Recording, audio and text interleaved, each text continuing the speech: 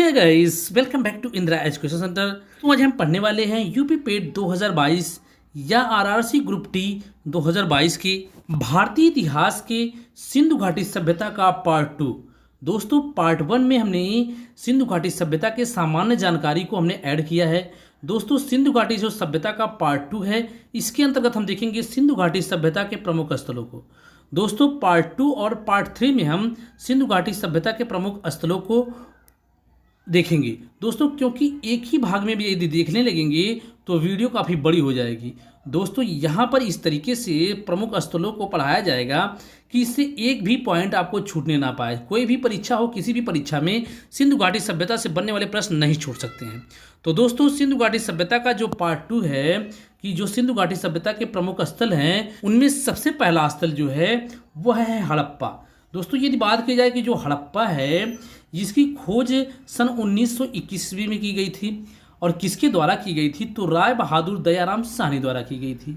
यदि कहा जाए कि हड़प्पा जो है यह किस नदी के तट पर स्थित है, तो यह रावी नदी के तट पर स्थित है।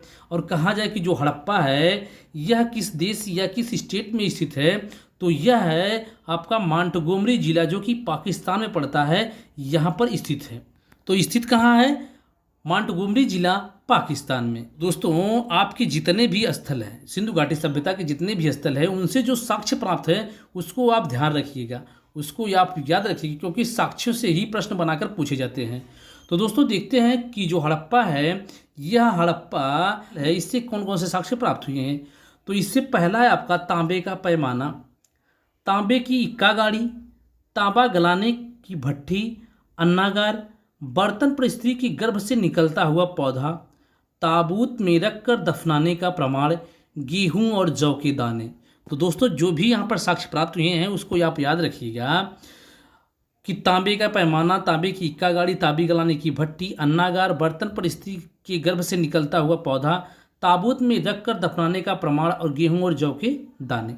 तो दोस्तों, कहा जाता है कि हड़प्पा से सर्वाधिक अभिलेख रबर और मुहरे प्राप्त हुई हैं। हड़प्पा वासियों ने सर्वप्रथम जौ का उत्पादन किया था। तो क्वेश्चन पूछे कि सर्वप्रथम हड़प्पा वासियों ने किसका उत्पादन किया था, तो जौ का उत्पादन किया था। पूर्व हड़प्पा संस्कृति और परिपक्व हड़प्पा संस्कृति की समानताओं को सर्वप्रथम अमलानंद घोष ने ज्ञात कराया कि जो पूर्व हड़प्पा संस्कृति थी और जो परिपक्व हड़प्पा संस्कृति है, उन दोनों के बीच समानता किसने ज्ञात कराई, तो अमलानंद घोष ने ज्ञात कराई। हड़प्पा काल में टेराकोटा नामक द्रव्य का प्रयोग मिट्टी से बनी मुद्राओं के उपयोग के लिए किया जाता था। तो दोस्तों, क्वेश्चन पूछता है कि टेराकोटा नामक द्रव्य का प्रयोग किसके लिए किया जाता है, तो मिट्टी से बनी मुद्राओं के लिए किया जाता है। हड़प्पा के सामान्य आवास के दक्षिण में, जो सामान्य आवास हैं हड़प्पा के, उनके दक्षिण में एक कब्रिस्तान मिला है, जिसे समाधि R37 नाम दिया गया है। आपका दूसरा प्रमुख स्थल है मोहनजोदड़ो। दोस्तों, मोहनजोदड़ो की खोज सन 1922 ईस्वी में राखल दास बनर्जी द्वारा की गई थी। मोहनजोदड़ो जो है यह सिंधु नदी के तट पर स्थित है। यदि बात की जाए कि यह किस देश या किस राज्य में स्थित है, तो दोस्तों यह सिंध प्रांत का लड़काना जिला है।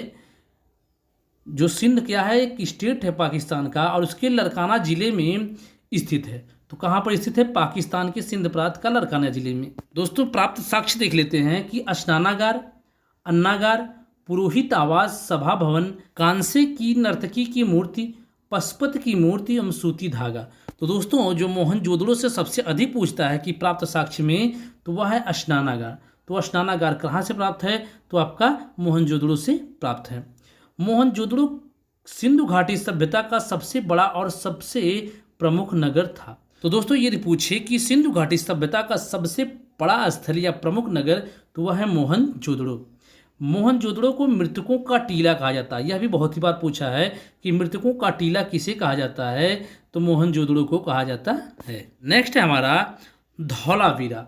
धौलावीरा की खोज सन 1990 ईस्वी में रविंद्र सिंह बिष्ट द्वारा की गई थी और यह गुजरात के कच्छ जिला में स्थित है। कहाँ पर?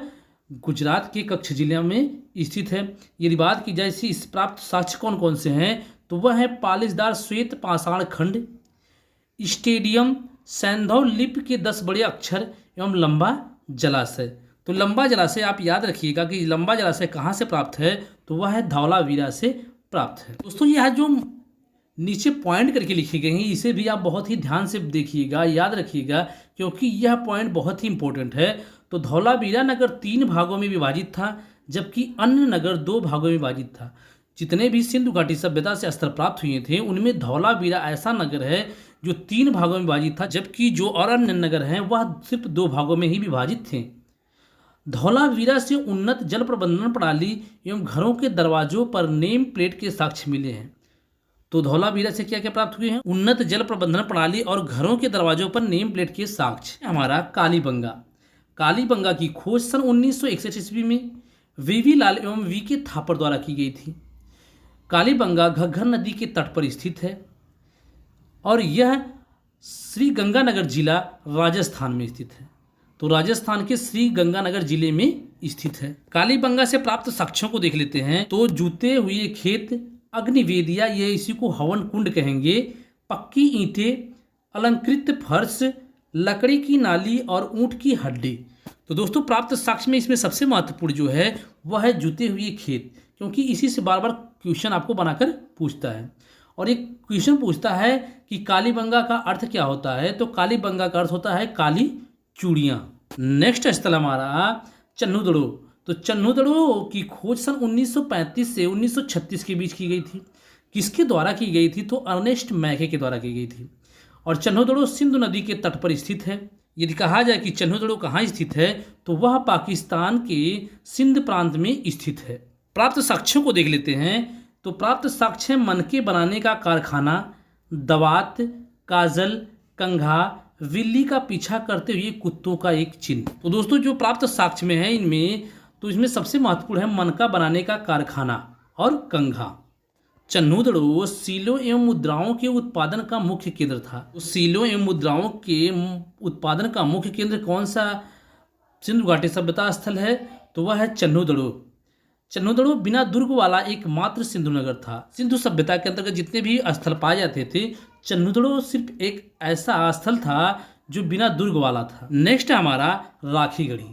दोस्तों राखीगढ़ी बहुत ही इंपॉर्टेंट है, इसे ध्यान से देखिएगा कि राखीगढ़ी की खोज सन 1963 ईस्वी में सूरजभान द्वारा की गई थी। किसके द्वारा? सूरजभान के द्वारा की गई थी।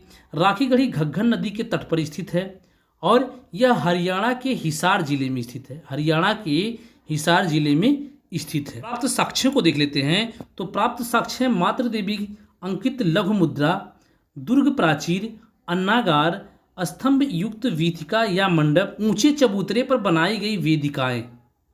तो दोस्तों राखीगढ़ी से कौन कौन से साक्ष्य प्राप्त हुए हैं? तो मातृ देवी अंकित लघु मुद्रा, अन्नागार, ऊंचे चबूतरे पर बनाई गई वेदिकाएं।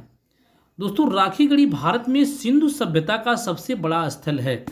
यह पॉइंट बहुत ही इंपॉर्टेंट है। तो यदि पूछे कि सिंधु सभ्यता का सबसे बड़ा स्थल, तो वह है मोहनजोदड़ो। लेकिन यदि कहे कि भारत में स्थित सिंधु सभ्यता का सबसे बड़ा स्थल, तो वह है आपका राखीगढ़ी, जो कि हरियाणा के हिसार में स्थित है।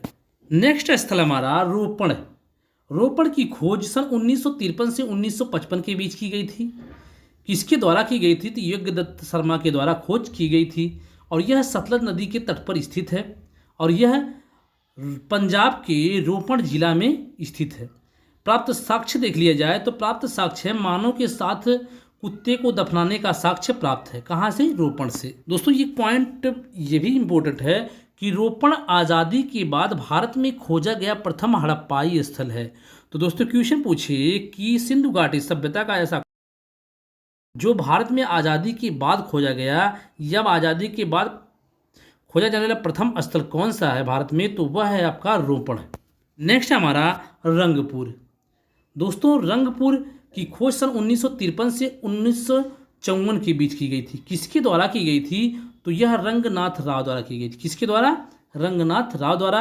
और यह भादर, यहाँ पर करिएगा, भादर नदी के तट पर स्थित है और यह गुजरात के काठियावाड़ जिला में स्थित है। यदि बात की जाए कि रंगपुर से कौन से साक्ष्य प्राप्त हुए हैं, तो चावल की भूसी और पत्थर के फलक मृदभांड। तो दोस्तों चावल की भूसी जो है यह बहुत ही इंपॉर्टेंट है। तो चावल की भूसी कहाँ से प्राप्त है? तो वह है रंगपुर से। नेक्स्ट है हमारा बनावली। बनावली की खोज सन 1973 से 1974 के बीच की गई थी। किसके द्वारा की गई थी? तो रविंद्र सिंह बिष्ट के द्वारा की गई थी। और यह जो बनावली है यह सरस्वती नदी के तट पर स्थित है और हरियाणा के हिसार जिला में स्थित है। दोस्तों यदि बात की जाए कि इससे प्राप्त साक्ष्य कौन कौन से हैं, तो इससे प्राप्त साक्ष्य मिट्टी का खिलौना, टेराकोटा का हल, जौ, मातृ देवी की मृण मूर्ति। तो दोस्तों इसमें सबसे जो महत्वपूर्ण प्राप्त साक्ष्य है वह है मिट्टी का खिलौना और टेराकोटा का हल। टेराकोटा का हल आपको बार बार पूछता है, तो टेराकोटा का हल कहाँ से प्राप्त है? तो वह बनावली। बनावली कहाँ स्थित है? तो हरियाणा के हिसार जिले में। तो दोस्तों आज के लिए बस इतना ही।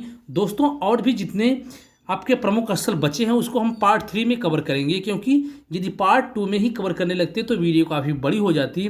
तो दोस्तों पार्ट 3 में हम उन प्रमुख स्थलों को भी देख लेंगे जो बचे हुए हैं। तो दोस्तों यदि आप लोग सभी विषय की फ्री क्लास पाना चाहते हैं तो चैनल को सब्सक्राइब करें, लाइक करें, दोस्तों में ज़्यादा शेयर करें। दोस्तों यदि आप लोग पीडीएफ पाना चाहते हैं तो नीचे कमेंट करिए, आपको पीडीएफ अवेलेबल करा दिया जाएगा। फिल्म लेंगे नेक्स्ट वीडियो के साथ। जय हिंद, वंदे मातरम।